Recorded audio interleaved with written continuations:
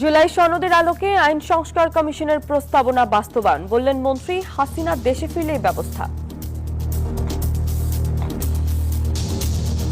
উনি বাংলাদেশে আসবেন, আইনের কাছে সোপর্দ করবেন নিজেকে এবং আইনসঙ্গতভাবেই তাকে ডিল করা হবে। এখানে আমরা আইনের ব্যত্যয় ঘটিয়ে কোনো কিছু করব না। শেখ হাসিনাকে প্রত্যর্পণের অনুরোধ খতিয়ে দেখছে ভারত। লোকসভায় প্রতিবেদন, অনুমতি নেই রাজনৈতিক কর্মকাণ্ডেরও। কক্সবাজারে রোহিঙ্গা ক্যাম্প পরিদর্শনে ট্রাম্পের বিশেষ দূত সার্জিও গড় খোঁজ খবর নিচ্ছেন শরণার্থীদের, নিরাপত্তা জোরদার। রাজধানীর বাজারে কাঁচামরিচের কেজি 400 টাকা, সবজির দর ঊর্ধ্বমুখী, চাহিদার তুলনায় সরবরাহ কম, দাবি বিক্রেতাদের। স্বাগত জানাচ্ছি নিউজ 24 সংবাদে, সঙ্গে আছি আমি সামিয়া তমা। দেখছিলেন বিআরবি কেবল সংবাদ শিরোনাম। এবারে পুরো খবর। জুলাই সনদের ভিত্তিতেই আইন সংস্কার কমিশনের প্রস্তাবনা বাস্তবায়ন করা হবে বলে জানিয়েছেন আইনমন্ত্রী মোহাম্মদ আসাদুজ্জামান। শেখ হাসিনা দেশে আসলেই আইন অনুযায়ী ব্যবস্থা নেওয়া হবে বলেও জানান তিনি। সকালে ঝিনাইদহে এসব কথা বলেন তিনি। সকালে ঝিনাইদহ শহরের পুরাতন ডিসি কোর্ট চত্বরে বৃক্ষ মেলার উদ্বোধনী অনুষ্ঠানে যোগ দেন আইনমন্ত্রী আসাদুজ্জামান। উদ্বোধন শেষে সাংবাদিকদের সাথে আলাপকালে শেখ হাসিনার নামে মামলার বিষয়ে মন্ত্রী বলেন, মামলাগুলো তদন্ত করে দোষীদের শাস্তি দেয়া হবে, আইনিভাবে এই ব্যবস্থা নেবে সরকার। জানান, আদালত তার নিজস্ব বিবেচনায় শেখ হাসিনার বিচার করবে। উনি বলছেন যে উনি নিজেই আসবেন, তো নিজে আসলে তো ভালো। উনি বাংলাদেশে আসবেন, আইনের কাছে সোপর্দ করবেন নিজেকে এবং আইনসঙ্গতভাবেই তাকে ডিল করা হবে। এখানে আমরা আইনের ব্যত্যয় ঘটিয়ে কোনো কিছু করব না। অন্তর্বর্তীকালীন সরকারের সময় আইন সংস্কার কমিশন 133টি অধ্যাদেশ জারি করে, যার প্রায় সবগুলোই সরকার গ্রহণ করেছে। বাকি প্রস্তাবনাগুলো জুলাই সনদের আলোকেই বাস্তবায়ন হবে বলে জানান মন্ত্রী। আইন সংস্কার কমিশনের প্রস্তাবনার আলোকেই 133টা অর্ডিন্যান্স অন্তর্বর্তীকালীন সরকারের সময় জারি করা হয় এবং সেই অর্ডিন্যান্সগুলোর মধ্য থেকে প্রায় সবগুলোই আমরা কিন্তু সেই সংস্কারগুলো গ্রহণ করেছি। এদিকে একই কর্মসূচিতে বেসামরিক বিমান পরিবহন ও পর্যটন প্রতিমন্ত্রী বলেন, দেশের পর্যটন খাতে দেশি ও বিদেশি পর্যটকদের আকৃষ্ট করতে মহাপরিকল্পনা গ্রহণ করা হয়েছে। পর্যটন খাতকে কিভাবে আকৃষ্ট করা যায় জনগণের কাছে এবং বিদেশি পর্যটকদের কাছে, সেই ব্যাপারে আমরা একটা মহাপরিকল্পনা হাতে নিয়েছি। কক্সবাজার সমুদ্র সৈকতকে আন্তর্জাতিক মানের করতে সরকার কাজ করছে বলেও জানান পর্যটন মন্ত্রী। সেটাকে আমরা যদি সুসজ্জিত করতে পারি। Desk report, news 24। PPP model. ছাত্র জনতার গণঅভ্যুত্থানের মুখে ক্ষমতাচ্যুত হয়ে ভারতে আশ্রয় নেয়া সাবেক প্রধানমন্ত্রী শেখ হাসিনাকে ফেরত দিতে বাংলাদেশের অনুরোধ খতিয়ে দেখছে ভারত। বৃহস্পতিবার লোকসভায় উপস্থিত হয়ে প্রতিবেদনে দেশটির সরকার এই তথ্য জানিয়েছেন। প্রতিবেদনে বলা হয়, শেখ হাসিনার মৃত্যুদণ্ড ঘোষণার পর তাকে ফেরত চেয়ে করা অনুরোধটি আইনি প্রক্রিয়া অনুযায়ী পর্যালোচনা করা হচ্ছে। দীর্ঘদিনের মানবিক নীতির কারণেই তাকে আশ্রয় দেওয়া হয়েছে জানিয়ে ভারত সরকার স্পষ্ট করেছে, ভারতের মাটি ব্যবহার করে হাসিনাকে কোনো রাজনৈতিক কর্মকাণ্ড চালাতে দেওয়া হবে না। সফরের দ্বিতীয় দিনে কক্সবাজারে ব্যস্ত সময় পার করছেন মার্কিন যুক্তরাষ্ট্রের দক্ষিণ ও মধ্য এশিয়া বিষয়ক বিশেষ দূত সার্জিও গড়। পৌঁছেছেন রোহিঙ্গা ক্যাম্পে, ঘুরে দেখবেন সার্বিক পরিস্থিতি। এর আগে সকালে একটি বাণিজ্যিক ফ্লাইটে কক্সবাজারে পৌঁছান এই বিশেষ মার্কিন দূত। এরপর আরও বিভিন্ন আনুষ্ঠানিক বৈঠকে অংশ নেবেন তিনি। দিনব্যাপী কর্মসূচি শেষে আজ রাত 9টা 30 মিনিটের ফ্লাইটে ঢাকায় ফিরবেন তিনি। দর্শক, এই বিষয়ে বিস্তারিত জানাতে আমাদের সঙ্গে যুক্ত হচ্ছেন সহকর্মী ইরফানুল হাসান। ইরফান, আমাদেরকে জানাবেন যে মার্কিন রাষ্ট্রদূতের যে বিশেষ দূত এখানে আমাদের কাছে এসেছেন, তিনি এখন কোথায় অবস্থান করছেন এবং সেখানকার সর্বশেষ পরিস্থিতি আপনি কেমন দেখতে পাচ্ছেন? মার্কিন প্রতিনিধি দল সেটি আজকে কক্সবাজারে প্রায় 12টা নাগাদ কক্সবাজার বিমানবন্দরে এসে পৌঁছে এবং এরপরে সরাসরি উখিয়ার উদ্দেশ্যে রওনা দিয়েছে। উখিয়াতে কিছুক্ষণ অবস্থানের পর ইতিমধ্যে রোহিঙ্গা ক্যাম্পে প্রবেশ করছে। আমরা দেখতে পাচ্ছি ইতিমধ্যে গাড়িবহর রোহিঙ্গা ক্যাম্পে প্রবেশ করছে। যতদূর জানতে পেরেছি, রোহিঙ্গা ক্যাম্পে সম্প্রতি যে বন্যা হয়েছে, পাহাড় ধসের ঘটনা ঘটেছে, সেখানে বেশ কিছু প্রাণহানির ঘটনা ঘটেছে। সে সমস্ত এলাকা পরিদর্শন করবেন এবং যেখানে উন্নয়নমূলক যে সমস্ত সংস্থাগুলো রয়েছে তাদের বেশ কিছু কাজকর্ম তিনি পরিদর্শন করবেন এবং তথ্য রয়েছে। তবে তার সাথে যে টিম রয়েছে, প্রায় 14 সদস্যের টিম এখানে রোহিঙ্গা ক্যাম্পে প্রবেশ করছে। রোহিঙ্গা ক্যাম্পের সার্বিক পরিস্থিতি তিনি পর্যবেক্ষণের পরেই মূলত আবারও কক্সবাজার সফর তিনি শেষ করবেন। কক্সবাজারে তার আগমনের মুখ্য উদ্দেশ্য আসলে রোহিঙ্গা ক্যাম্প সফর, এবং এরপরে তিনি ঢাকার উদ্দেশ্যে ফিরে যাবেন। আজকের এই রোহিঙ্গা ক্যাম্পে তার সফরকে কেন্দ্র করে ইতিমধ্যে চারিদিকে বেশ নিরাপত্তা বেষ্টনী তৈরি করা হয়েছে। বিমানবন্দর থেকে একেবারে রোহিঙ্গা ক্যাম্প পর্যন্ত সব জায়গায় পুলিশের বেষ্টনী থেকে শুরু করে সরকারের বেশ কয়েকটি উচ্চ পর্যায়ের আসলে নিরাপত্তা ব্যবস্থা এখানে বেশ জোরদার করা হয়েছে। এবং তার এই সফরকে কেন্দ্র করে এখানে যে সমস্ত রোহিঙ্গারা আসলে বেশ তারা রিপাট্রিয়েশনের জন্য বেশ কিছুদিন ধরে কথাবার্তা বলছিলেন, তাদের মাঝেও বেশ আশার প্রাণ সঞ্চার হয়েছে। তারা প্রত্যাশা করছেন ইতিমধ্যে যে খবর ছড়িয়ে পড়েছে 3 লাখ রোহিঙ্গাকে তারা ফেরত নিয়ে যাবেন, সেই প্রত্যাশায় আসলে বীজ বুনতে শুরু করেছে তার এই সফরকে কেন্দ্র করে। তিনি ইতিমধ্যে রোহিঙ্গা ক্যাম্পে প্রবেশ করেছেন এবং কিছুক্ষণের মধ্যে রোহিঙ্গা ক্যাম্পের বেশ কিছু এলাকায় তিনি যেখানে যেখানে আসলে আজকে সফর করার কথা রয়েছে সেখানে তিনি নামবেন এবং নেমে বেশ কিছু রোহিঙ্গা ক্যাম্পের যে সমস্ত স্থাপনাগুলো রয়েছে সেখানে তিনি পরিদর্শন করবেন। পাশাপাশি এখানে যারা ক্ষতিগ্রস্ত রোহিঙ্গারা রয়েছেন এই বর্ষার সময়ে যারা বেশ ক্ষতিগ্রস্ত হয়েছেন এবং যাদের প্রাণহানির ঘটনা ঘটছে তাদেরকে আসলে একটি সাস্টেইনেবল ডেভেলপমেন্টের জন্য তিনি কাজ করবেন বলে প্রত্যাশা করছেন এখানকার রোহিঙ্গারা। পাশাপাশি পুরো কক্সবাজার জেলা জুড়ে তার এই সফরকে কেন্দ্র করে নিরাপত্তা বলয় তৈরি করা হয়েছে। তিনি আজকে একেবারে দিনের শেষ পর্যন্ত তিনি এখানে পুরো রোহিঙ্গা ক্যাম্প ঘুরে দেখবেন এমন কথা রয়েছে। তবে এখন পর্যন্ত তার যে সফর সূচি আমাদের হাতে এসেছে সে অনুযায়ী তিনি মোটামুটি এখন রোহিঙ্গা ক্যাম্পে প্রবেশ করে রোহিঙ্গা ক্যাম্প পরিদর্শন আসলে শুরু করবেন। ইরফান, ধন্যবাদ আপনাকে। গণভোটের রায় নিয়ে ছিনিমিনি খেলা মেনে নেওয়া হবে না বলে জানিয়েছেন জামায়াতে ইসলামীর আমির ডাক্তার শফিকুর রহমান। সকালে জাতীয় প্রেস ক্লাবে বাংলাদেশ পরিবহন শ্রমিক ফেডারেশনের ত্রিবার্ষিক জাতীয় সম্মেলনে এ কথা বলেন তিনি। জানান, কোনো আধিপত্যের কাছে মাথা নত করা যাবে না, অশুভ শক্তির বিরুদ্ধে লড়াই করে মানুষের অধিকার ছিনিয়ে আনা হবে বলেও জানান তিনি। বলেন, বর্তমান সরকারের সময় দুর্নীতি বন্ধ হয়নি, বরং বেড়েছে। সৎ পথে চলুন, দুর্নীতিকে কঠোর হস্তে দমন করুন, চাঁদাবাজি নির্মূল করুন। কথা দিচ্ছি আমরা 18 কোটি মানুষ আপনাদেরকে সাহায্য করব, কিন্তু জনগণের আকাঙ্ক্ষার বিপরীতে চললে এদেশের জনগণ এবং আমরা কাউকে ছেড়ে দিয়ে কথা বলবো না। দেশে ডেঙ্গু ও হামের সংক্রমণ পরিস্থিতি আশঙ্কাজনক রূপ নিয়েছে। আক্রান্তের বেশিরভাগ শিশু। দুশ্চিন্তায় নির্ঘুম রজনী কাটছে অভিভাবকদের। শুধুমাত্র সচেতনতাতেই সমাধান দেখছেন বিশেষজ্ঞরা। রাজু মাহমুদের প্রতিবেদনে থাকছে বিস্তারিত। হাতে ক্যানোলা করা, তীব্র জ্বর আর ব্যথা নিয়ে অপলক নিষ্পাপ চাহনি, পাশেই দুশ্চিন্তা আর ক্লান্তি নিয়ে নির্ঘুম বাবা মা। এমন চিত্র এখন রাজধানীর শিশু হাসপাতালে ডেঙ্গু ও হাম ওয়ার্ডের। বারবার স্যালাইন আর ক্যানোলা পরিবর্তনের ব্যথায় যখন ছটফটিয়ে কান্না করে আদরের ছোট্ট সন্তান, তখন অসহায় তাকিয়ে থাকাই যেন এক পরীক্ষায় পরিণত হয় বাবার। এইটার কারণে জ্বর হয়েছে, এই জন্য আমরা চাচ্ছি যে ডাক্তার দেখাবো, এই জন্য আমরা এই জায়গায় আইছি দেখানো। আমরা আগে এই জায়গায় দেখাইছি। অন্যদিকে আদরের ছোট শিশু সন্তানকে বুকে জড়িয়ে হাসপাতালের জরুরি বিভাগের লম্বা লাইনে দাঁড়িয়ে অসহায় এক বাবা ডেঙ্গুর উপসর্গ নিয়ে ছুটে এসেছেন সন্তানকে নিয়ে। প্রথম রাতে হঠাৎ করে জ্বর আসছে, তো সকালবেলা আবার দেখি জ্বর নাই। পরে আমি ডিউটিতে চলে গেছি, গার্মেন্টসে চাকরি করি, তো বিকালে 5টা বাজে আসছি, আসে দেখি যে অনেক জ্বর। পরে ফার্মেসি থেকে ওষুধ নিছি, নিয়ে খাওয়াইছি, দেখি যে কমে গেছে, খেলাধুলাও করতেছে, ডাকতে আছে। পরে রাতে থেকে আবার দেখি অতিরিক্ত জ্বর। কোনোরকম ইয়ে করে আবার ভিতরে ঢুকাইছি, এখন দেখা যায় ডাক্তার কি বলে, আশা করি। তো আজকে গতকাল ধরা পড়ছে। ঢাকার হাসপাতালগুলোতে এখন তিল ধারণের ঠাঁই নেই। জনসচেতনতাই এখন এই সংকট থেকে মুক্তির প্রধান উপায় বলে মনে করছেন সংশ্লিষ্টরা। রাজু মাহমুদ, নিউজ 24, ঢাকা। ঘোষণা দিয়ে আত্মহত্যা, তবে সাথে রয়েছে বাঁচার আর্জিও। রাজধানীর প্রেস ক্লাব থেকে গুলশান বনানীর বেশ কিছু জায়গায় দেখা মিলছে এমন একটি ব্যানারের। সপরিবারে আত্মহত্যার পথ বেছে নিতে চায় পরিবার। খোঁজ নিতে বেরিয়ে আসে প্রতারণার শিকার হওয়া, মাথায় চেপে বসা ঋণের বোঝা।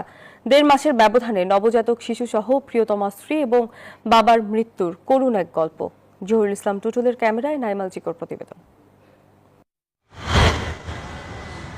রাজধানীর বনানী এলাকা এলিভেটেড এক্সপ্রেসওয়ের পিলারে হঠাৎ দেখা মিলল একটি ব্যানার, যাতে লেখা সপরিবারে আত্মহত্যা করতে চায় একটি পরিবার। সাথে বাঁচতে চাওয়ার আকুতিও। একই ব্যানারের দেখা মেলে জাতীয় প্রেস ক্লাবের সামনেও। এমন ব্যানার টাঙালো কে? এ প্রশ্নের উত্তর দিতে পারে না কেউ। পরে যোগাযোগ করা হয় ব্যানারে দেয়া সেই কন্টাক্ট নাম্বারে। এবার সেই ব্যক্তির সাথে দেখা করতে আমাদের গন্তব্য মিরপুরের দিকে। দেখা হলো সপরিবারে আত্মহত্যা করতে চাওয়া সেই ব্যক্তির সাথে। নাম পরিচয় গোপন রাখা শর্তে কথা বললেন নিউজ 24 এর সাথে। জানান প্রবাসে থাকাকালীন পাকিস্তানি এক ব্যক্তির সাথে শুরু করেন ম্যান পাওয়ারের ব্যবসা, কিন্তু একসময় সব অর্থ আত্মসাৎ করে পালায় সে। এরপর স্ত্রীর লিভার ক্যান্সার ধরা পড়ে, বহু টাকা খরচ হয় সেই চিকিৎসাতেও। সব মিলিয়ে দেনা প্রায় কোটি টাকা। যারা পাওনাদার তারা মামলা করবে, আমাকে জেল খাটতে হবে, মেয়েটা আমাকে পাবে না, মেয়ের সামনে আমাকে নিয়ে বিচার হবে, মেয়েটা দেখবে তার বাবা হেসে হচ্ছে। এইটা আমার মা মরা মেয়েটাকে আমি এত কষ্ট দিতে পারবো না, এই জন্যই আমি বাধ্য হয়ে আত্মহত্যার সিদ্ধান্ত নিয়েছি। বলেন এর আগেও বেশ কয়েকবার আত্মহত্যার চেষ্টা করেছেন, তবে 9 বছরের শিশু সন্তানের কথা চিন্তা করে পিছু হটেছেন বারবার। এখন সপরিবারে বাঁচতে অনুদান নয়, চান একটু সাহস আর সহযোগিতা। বাংলাদেশে তো বিভিন্ন ব্যাংক লোন দেয়, এটা অনেক সিস্টেম, অনেক মর্গেজ, অনেক পেপারস তৈরি। আমার ওরকম কিছু নাই। তারপরে এরকম অনেক শিল্পপতি আছেন যাদের এক কথায় ব্যাংক আমাকে লোন দিয়ে দিবে, এরকম একটা আশা নিয়ে হয়তো আমি এটা দিছি আর কি। বিশেষজ্ঞরা বলছেন দীর্ঘদিনের আর্থিক সংকট, একের পর এক প্রিয়জন হারানোর শোক আর ভবিষ্যৎ নিয়ে চরম অনিশ্চয়তা একজন মানুষকে আত্মহননের দিকে ঠেলে দিতে পারে। তবে এমন সংকটে সবচেয়ে জরুরি হলো পরিবার, সমাজ ও রাষ্ট্রের সহায়তা, সাথে সময় মতো মানসিক স্বাস্থ্যসেবা নিশ্চিত করা। বিষণ্ণতা, আচরণের পরিবর্তন, মুড ডিসঅর্ডার, ব্যক্তিত্বের পরিবর্তন ইত্যাদি কারণে মানুষের ভিতরে আত্মহত্যার প্রবণতা আসে। তার সমস্যা সমাধানের দিকে মনোযোগ দেওয়ার পাশাপাশি আমরা বলবো এই ধরনের বিপর্যস্ত মানসিক অবস্থায় যারা রয়েছেন তাদের হাসপাতালে ভর্তি রেখে, মানসিক রোগ বিশেষজ্ঞের তত্ত্বাবধানে রেখে তাদের চিকিৎসা দিতে হবে। ব্যানারে লেখা আত্মহত্যা করতে চাই, কিন্তু সেই একই ব্যানারের আরো একটি বাক্য বাঁচতে চাই। এই একটি বাক্যই জানিয়ে দেয় মৃত্যু নয়, মানুষ শেষ পর্যন্ত খোঁজে একটি আশ্রয়, একটি সহানুভূতির হাত। নাইম আলচিকো, নিউজ 24, ঢাকা। 1/11 পর শুরু হওয়া বিরাজনীতিকরণ দেশের গণতান্ত্রিক কাঠামো ও জনগণের আকাঙ্ক্ষাকে দুর্বল করেছে, এমনটি মন্তব্য করেছেন অর্থ উপদেষ্টা ডক্টর রাশেদ আল তিতুমির। প্রধানমন্ত্রীর প্রেস সচিব সালেহ শিবলি বলেছেন, অন্তর্বর্তী সরকারের সীমাবদ্ধতাকে অজুহাত করে অতীতের ফ্যাসিবাদী শাসনকে বৈধতা দেওয়ার কোনো সুযোগ নেই। রাজনীতিতে গবেষক ডক্টর মোবাশ্বের হাসানের বইমোড়ক উন্মোচন অনুষ্ঠানে সব কথা বলেন তারা। গুম, দমন, পীড়ন, নির্বাসন আর রাষ্ট্রের কর্তৃত্ববাদী চরিত্র, এসব অভিজ্ঞতা ও বিশ্লেষণ নিয়ে প্রকাশিত হয়েছে গবেষক ডক্টর মোবাশ্বের হাসানের নতুন বই ন্যারেটিভস অব অথরিটারিয়ানিজম। মোড়ক উন্মোচন অনুষ্ঠানে গুমের দুর্বিষহ স্মৃতি মনে রাখার আহ্বানের পাশাপাশি উঠে আসে বিগত শাসন ব্যবস্থার সমালোচনা এবং বর্তমান সরকারের রাজনৈতিক দর্শনের নানা দিক। 2017 সালে 44 দিন নিখোঁজ থাকার অভিজ্ঞতা, রাষ্ট্রীয় দমন, পীড়ন ও কর্তৃত্ববাদী শাসনের বিশ্লেষণ নিয়ে লেখা বইটি নিয়ে কথা বলেন লেখক। মানুষকে যখন গুম করে তখন তার শরীরকে গুম করে এবং একই সাথে তার যে সত্তা তাকেও তারা গুম, চিন্তার যে সত্তা সেটাকে গুম করে ফেলে। এই বইটা হচ্ছে সেইটার বিরুদ্ধে একটা রেজিলিয়েন্সের পার্ট। এই জিনিসটাই হচ্ছে ন্যারেটিভ অফ দ্যাট টাইম। অনুষ্ঠানে অর্থ উপদেষ্টা ডক্টর রাশেদ আল মাহমুদ তিতুমির বলেন, রাষ্ট্র গঠনের পথে সবচেয়ে বড় বাধাগুলোর একটি হচ্ছে ফরমাইশি বুদ্ধিজীবিতা। 1/11 এটা তো উন্মোচন করতে হবে। স্বাধীনতা, সার্বভৌমত্বকে নিশ্চিহ্ন করার যে 1/11 থেকে যে শুরু হয়েছে এবং যে তাবেদারি ব্যবস্থা, অর্থাৎ হচ্ছে যে বিরাজনীতিকরণ করার অবস্থা, সেটারই তো ফল হচ্ছে শিক্ষা ব্যবস্থাকে একেবারে মেরুদণ্ডকে শেষ করে দেওয়া হয়েছে। স্বাস্থ্য ব্যবস্থা বলে কিছু নাই, অর্থনীতির কি অবস্থা তা তো আপনারা জানেন। আর গুম খুনের স্মৃতি জাগিয়ে রাখতে ভুলে যাওয়ার প্রবণতা রুখে দেওয়ার আহ্বান জানান প্রধানমন্ত্রীর প্রেস সচিব। আর কখনো ফ্যাসিবাদ স্বৈরাচার ফিরে আসবে না, আসতে দেওয়া হবে না। আর এই বাংলাদেশকে কেউ যেন কখনো তাবেদার রাষ্ট্রে পরিণত করতে না পারে, এই দুই বিষয়ে আমরা মনে করি আমাদের মধ্যে জাতীয় ঐকমত্য আছে। অন্তর্বর্তীকালীন সরকারের সঙ্গে তুলনা দিয়ে তার আগে যে ফ্যাসিস্ট গভর্নমেন্ট ছিল তাদেরকে আমরা বাংলাদেশে বাস্তবায়ন করব, সেই একটা ধারা, সেই একটা প্রবণতা খুব কৌশলে চলছে। এর বিরুদ্ধে কিন্তু আমাদেরকে সোচ্চার হতে হবে। অনুষ্ঠানে ব্যক্তি পূজার সংস্কৃতি থেকে সরে এসে বিষয়ভিত্তিক রাজনীতি এবং অংশগ্রহণমূলক রাষ্ট্র গঠনের উপর গুরুত্বারোপ করেন বক্তারা। ছবি প্রিন্ট করে। রাশেদ রায়হান, নিউজ 24, ঢাকা। শহীদ রাষ্ট্রপতি জিয়াউর রহমান, খালেদা জিয়া এবং তারেক রহমানের আদর্শে অনুপ্রাণিত হয়ে নেতাকর্মীদের জনগণের সেবায় কাজ করার আহ্বান জানিয়েছেন সড়ক প্রতিমন্ত্রী হাবিবুর রশিদ হাবিব। দুপুরে মুগদায় শিক্ষার্থীদের নিয়ে বৃক্ষরোপণ কর্মসূচিতে তিনি একথা জানান। নতুন বাংলাদেশে নাগরিকরাই হবে দেশের প্রকৃত মালিক। পরিবেশ রক্ষায় সারা দেশে 25 কোটি বৃক্ষরোপণের লক্ষ্যমাত্রার কথাও জানান তিনি।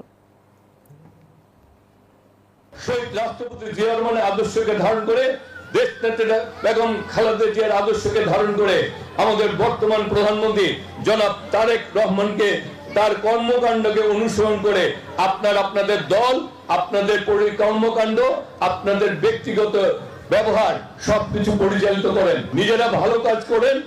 আমাদের দলের প্যানেলও আপনাদেরকে আগামী দিনে এলাকার উন্নয়নে বিভিন্ন কর্মকাণ্ডকে আপনাকে তুলে ধরতে হবে।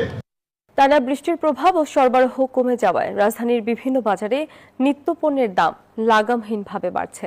সপ্তাহের ব্যবধানে প্রায় সব ধরনের সবজির দাম কেজিতে বেড়েছে 20 থেকে 30 টাকা পর্যন্ত। কাঁচামরিচের ঝাঁজ আরও বেড়ে কেজি ছুঁয়েছে 400 টাকায়। অন্যদিকে পোলাও চাল হিসেবে পরিচিত চিনিগুড়া চালের দাম হঠাৎ করে কেজিতে 50 টাকা বেড়েছে মাছ মাংসের দামও। নিত্য প্রয়োজনীয় পণ্যের বাড়তি দামে বিপাকে রয়েছেন সাধারণ ক্রেতারা। সাপ্তাহিক ছুটির দিনে চাহিদা অনুযায়ী পণ্য কিনতে গিয়ে বিপাকে পড়েছেন ক্রেতারা। যে পণ্যই কিনতে যান তার দাম হাতের নাগালের বাইরে। এক সপ্তাহের ব্যবধানে আরও দাম বৃদ্ধি পায় তেমন কোনো সবজি 100 টাকার নিচে বিক্রি হচ্ছে না। বেগুন করলার কেজি 120 টাকা, ঢেঁড়স কিছুটা কম 80 টাকা। সবচেয়ে বেশি বেড়েছে কাঁচামরিচের দাম। আগের সপ্তাহের চেয়ে দ্বিগুণ বেড়ে দাম ছাড়িয়েছে 400 টাকা। ভালো মানের পেতে হলে গুনতে হচ্ছে 500 টাকা। পেঁয়াজ কেজিতে আরও 10 টাকা বেড়ে বিক্রি হচ্ছে 50 টাকায়। এমন বাড়তি দামে পণ্য কিনতে হিমশিম খাচ্ছে ক্রেতারা। 3000 টাকা নিয়ে আসছি, আমার ব্যাগ দেখেন। এতে কি একটা মধ্যবিত্ত পরিবার চলতে পারে? সবজির দাম একটু বেশি, মাছের দামও বেশি। একটু নাগালের ভিতরে আসলে আমাদের মতো সাধারণ মানুষের জন্য কেনাকাটা করতে সুবিধা হতো। বিক্রেতারা বলছেন টানা বৃষ্টির কারণে সবজি চাষ ক্ষতিগ্রস্ত হয়েছে। পাশাপাশি দূরের জেলা থেকে ট্রাক সবজি পরিবহনে সমস্যা থাকায় বাজারে সরবরাহ কমেছে। এ কারণেই পাইকারি বাজারে দাম বৃদ্ধির প্রভাব খুচরা বিক্রিতে পড়েছে। অনেক জায়গায় কৃষকরা ভ্যানে করে মাল আনছে, ভ্যানও যাচ্ছে না, রাস্তাঘাট ভেঙে গেছে বন্যাতে। এলাকার সবজিগুলো আসতেছে, এগুলো এক হলো ভাড়া, গাড়ি ভাড়া বেশি, তাছাড়া মালের দামও অতিরিক্ত বেশি। এদিকে কোনো কারণ ছাড়াই বেড়েছে সুগন্ধি চালের দাম। প্রায় 50 টাকা বেড়ে চিনিগুড়া চালের কেজি ছুঁয়েছে 220 টাকা। এজন্য বাজার কারসাজি ও রপ্তানি অনুমতিকে দায়ী করছেন ব্যবসায়ীরা। 120 থেকে 30 টাকা চাল ছিল পলার চাল, এখন 220 টাকা হয়েছে। কোম্পানিরা আরো বলতেছে আরো বাড়বে, আর 250 টাকা হবে নাকি। ডিমের দামেও স্বস্তি নেই। 10 টাকা বেড়ে প্রতি ডজন বিক্রি হচ্ছে 140 টাকা। সোনালী মুরগি 350, ব্রয়লার কেজিতে 15 টাকা বেড়ে 200 টাকা। মাছের দামও আগের চেয়ে বাড়তি। কোনো কোনো মাছ কেজিতে 50 থেকে 100 টাকা দাম বেড়েছে। গত সপ্তাহের তুলনায় ব্রয়লার মুরগির দাম বাড়ছে কেজিতে 15 টাকা। গত সপ্তাহে বিক্রি 130 টাকা, এ সপ্তাহে 140 টাকা। মাছের দাম কেজিতে 50-100 টাকা বাড়ে। তবে প্রতি কেজি গরুর মাংস 750 থেকে 780 এবং খাসির মাংস 1200 টাকায় স্থিতিশীল রয়েছে। মামুন ইসলাম, নিউজ 24, ঢাকা। গাজায় স্বাধীনতাকামী সংগঠন হামাসকে সম্পূর্ণ নিরস্ত্রীকরণের একটি ঐতিহাসিক চুক্তিতে পৌঁছার ঘোষণা দিয়েছেন মার্কিন president Donald Trump. Board of পিসের অধীনে এই পরিকল্পনার আওতায় গাজা থেকে পর্যায়ক্রমে ইসরায়েলি সেনা প্রত্যাহার করা হবে। এই শান্তি চুক্তিতে এরই মধ্যে সম্মত হয়েছে হামাস। চুক্তির পূর্ণ বাস্তবায়নে মিশরের কায়রোতে খুব শীঘ্রই মধ্যস্থতাকারী দেশগুলোর একটি গুরুত্বপূর্ণ বহুজাতিক বৈঠক অনুষ্ঠিত হতে যাচ্ছে, যা তৈরি করবে ফিলিস্তিনি পুনর্গঠনের পথ।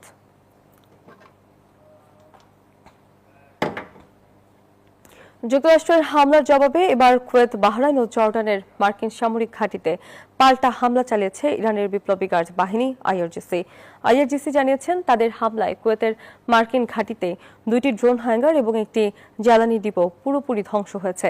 এছাড়া জর্ডানের ঘাঁটিতে হামলা ধ্বংস করা হয়েছে 3টি F-35 যুদ্ধ বিমান। এর আগে ইরানের কেশম দ্বীপে যুক্তরাষ্ট্রের বোমা হামলায় 2 বছরের শিশুসহ এক দম্পতির মৃত্যু হয়, আহত হয় আরও 2 শিশু। এছাড়া জানজানে মার্কিন হামলায় প্রাণ হারান 3 আইআরজিসি সদস্য। কিশদ্বীপ, বুশেহর দ্বীপ এবং খুজেস্তানের 4টি স্থানেও ঘটেছে বিস্ফোরণের ঘটনা। আর ছিল নিউজ 24 সংবাদে। এতক্ষণ সঙ্গে থাকার জন্য ধন্যবাদ সবাই।